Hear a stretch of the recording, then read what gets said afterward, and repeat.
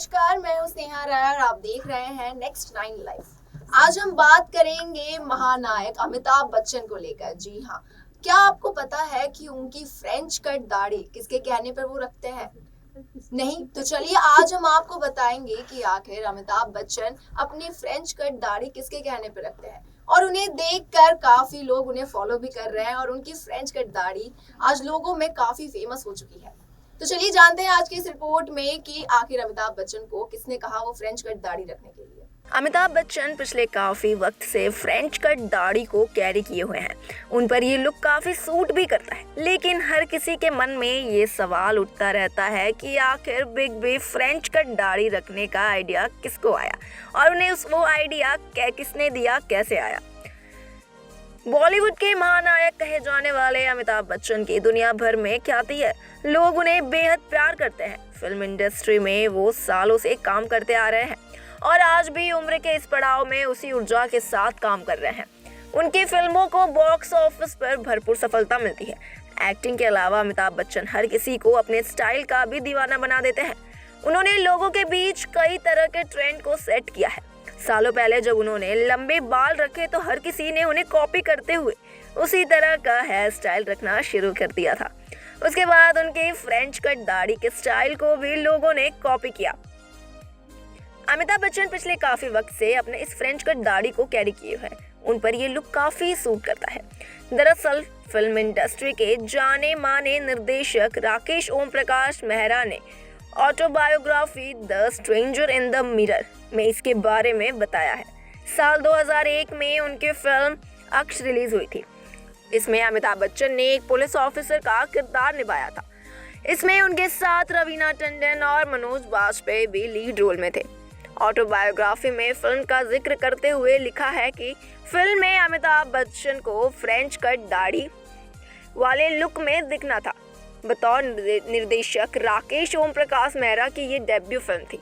ऐसे में पहले ही फिल्म में अमिताभ बच्चन जैसे दिग्गज को लुक चेंज करने के लिए कहने में वो काफ़ी झिझक रहे थे। उन्होंने लिखा, साल 1998 की सर्दी थी।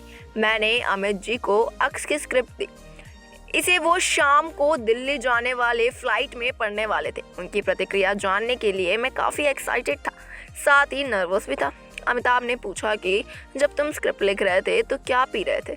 मैंने कहा, सर कोक और रम। जिस पर उन्होंने कहा, चलो करते हैं। इस फिल्म के बाद उन्हें फ्रेंच कट दाढ़ी का स्टाइल इतना पसंद आया कि वो आज भी इसी लुक के साथ है।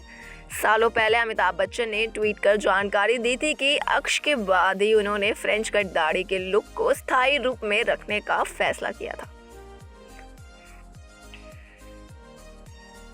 जैसे कि आप सभी को पता ही है कि अमिताभ बच्चन हमेशा की तरह कुछ ना कुछ गॉसिप्स में आ ही जाते हैं। कुछ ना कुछ विवादों में अमिताभ बच्चन का नाम कहीं ना कहीं आ ही जाता है।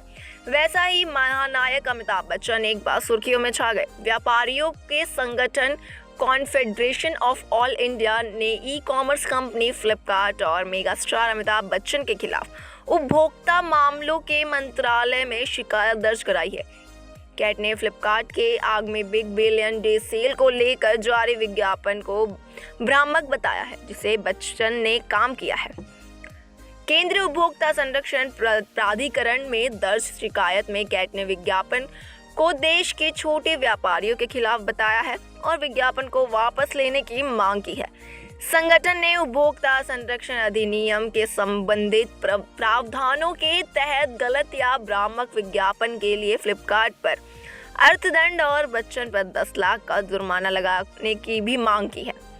फ्लिपकार्ट ने इस मामले में जवाब के लिए भेजे गए मेल पर उत्तर नहीं दिया, जबकि बच्चन ने संपर्क नहीं हो सका। शिकायत में कहा गया कि विज्ञापन में एक जगह बच्चन उपभोक्ताओं से कह रहे हैं कि बिग बिलियन डे सेल में मोबाइल पर जो डील ऑनलाइन मिल रही है वो रिटेल स्टोर्स पर ऑफलाइन उपलब्ध नहीं होगी। कैट का कहना है कि फ्लिपकार्ट बच्चन के जरिए मूल्यों को लेकर उपभोक्ताओं में भ्रम फैला रही है, जो कानून का उल्लंघन है।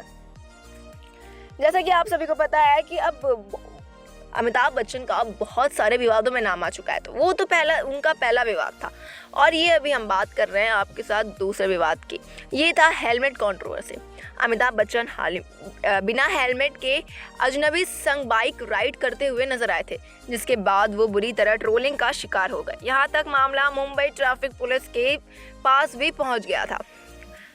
अमिताभ बच्चन ने मुंबई की सड़कों पर एक अजनबी के साथ बाइक राइड करने की तस्वीर शेयर की थी, जिसके बाद बिना हेलमेट राइड करने के लिए वो ट्रोलर्स के निशाने पर आ गए थे।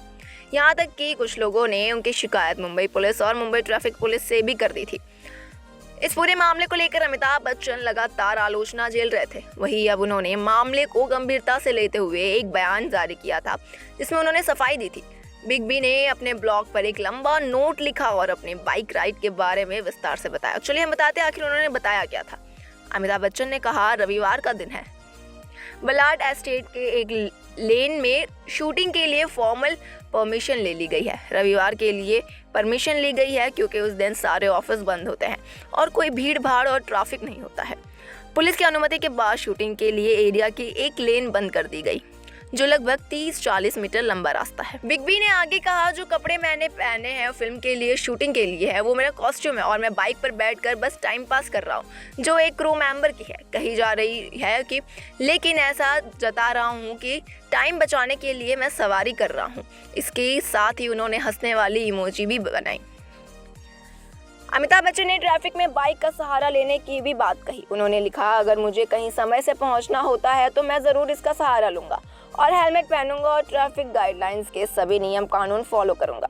ऐसा करने वाले अकेले नहीं हैं। अक्षय कुमार भी टाइम पर शूटिंग लोकेशन पर पहुंचने के लिए ऐसा करते हैं। हेलमेट लगाते हैं, अपने गार्ड की बाइक पर बैठते हैं, उन्हें कोई पहचान भी नहीं पाता और ये जल्दी और आराम से होने वाला काम है, जो अच्छा है। आखिर में फैंस का शुक्रिया अदा करते हुए बिग बी ने कहा, आप सभी का शुक्रिया कि आपने मेरे लिए चिंता जताई और मुझे ट्रोल किया, और उन लोगों को सॉरी जिन्हें लगा कि मैंने ट्रैफिक नियम तोड़ा है और कुछ गलत किया है। मैंने नहीं किया। आप सभी का मेरा प्यार। सारी कंट्रोवर्सीज उनकी दोस्ती को लेकर भी है। कभी अमिताभ बच्चन के करीब दोस्त रहा करते थे कादर खान, पर उन पर निशाना साधा था और कहा था कि सांसद बनने के बाद वो बदल गए थे। कादर खान ने कहा था कि अमिताभ बच्चन ने मुझे कहा था कि अगर तुझे सियासत वाले ले जाना चाहते हैं, अगर तू जाएगा तो मैं वहां खड़ा होकर तेरे खिलाफ पब्लिसिटी करूंगा कि ये आदमी गलत है, इसे वोट मत दो और तुझे हरवा दूंगा। कादर खान ने कहा कि एमपी बनने के बाद अमिताभ बच्चन बदल गए। अमिताभ बच्चन और शत्रुघ्न सिन्हा ने कई फिल्मों के साथ काम किया था, जिसमें दोस्ताना और काला पत्थर जैसी फिल्में शामिल हैं। लेकिन शॉटगन में अपनी बायोग्राफी में कहा, लोग कहते हैं कि पर्दे पर अमिताभ और मेरी जोड़ी बेहतरीन है, लेकिन अगर वो मेरे साथ काम नहीं करना चाहते, अगर उन्हें लगा कि नसीब शान दोस्ताना और काला पत्थर में शत्रुघ्न सिन्हा भारी पड़ गए थे, तो इससे मुझे कोई फर्क नहीं पड़ा। ऐसे कई फिल्मों में जिन्हें मैंने छोड़ दिया और साइनिंग अमाउंट तक लौटाया। शत्रुघ्न का कहना था कि उन्होंने अमिताभ बच्चन के लिए कई फिल्में छोड़ दी और साइनिंग राशि तक लौटा दी थी। शॉटगन ने कहा था, मुझे मेरी परफॉर्मेंस के लिए जो तारीफ मिली थी वो समस्या था। मुझे जो सराहना मिल रही थी अमिताभ वो देख नहीं पा रहे थे और इसलिए वो नहीं चाहते थे कि मैं कुछ फिल्मों में काम करूं। फिलहाल के लिए इतना ही। देखते रहे नेक्स्ट 9 लाइव। Good bye.